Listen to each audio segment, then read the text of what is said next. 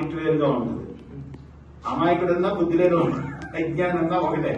అజ్ఞానం అంటే కొద్దిగా ఒక సాఫ్ట్ కార్నర్ లో ఉంటుంది, బుద్ధి లేని వాడంటే పెద్ద కిట్లా కనిపిస్తుంది. కానీ మూడింటికి అర్థం ఒకటే. ఆ మాట అన్నాడు వెంటనే. ఫస్ట్ ఆయన మాట్లాడిన విషయం ఏమిటంటే, పూర్వ విద్యార్థులు వేసుకొని మీరు వచ్చారంటే మీ విజ్ఞత ఏమిటో మాకు అర్థం అవుతుంది అన్నాడు.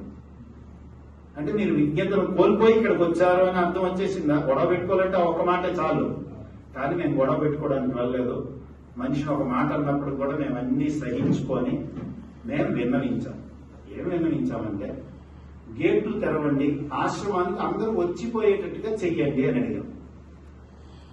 అంటే ఇక్కడ వయసు వచ్చిన అమ్మాయిలు ఉన్నారు, అందువల్ల ఆ కాలంలో ఇప్పుడు మేము తెరవలేమన్నారు. అంటే ఆ కాలంలో వయసు వచ్చిన అమ్మాయిలు లేరు, ఈ కాలంలో మేము వయసు వచ్చిన అమ్మాయిల్ని ఇక్కడ అవసరానికి పెట్టుకున్నాము, అందువల్ల ఇప్పుడు తెరవడానికి లేదు. అంటే ఆశ్రమం ఏమిటి, వయసు వచ్చిన అమ్మాయిలు ఎవరు పెట్టుకోమన్నారు?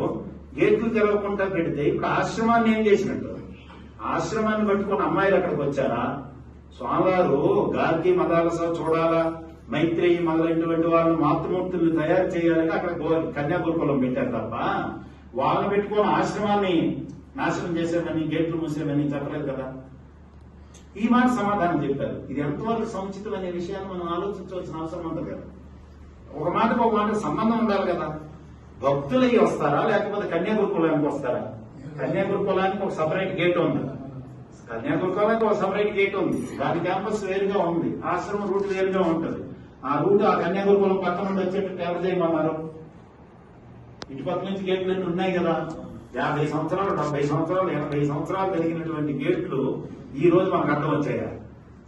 ఆ గేట్లు మూసేసాకే దీనికి ఈ పరిస్థితి వచ్చిందని చెప్పుకోవాల్సిన పరిస్థితి వస్తుంది. అందువల్ల ఏంటంటే అట్లా చెప్పారు. అట్లా రకరకాల ఏది మాట్లాడినా వాళ్ళకి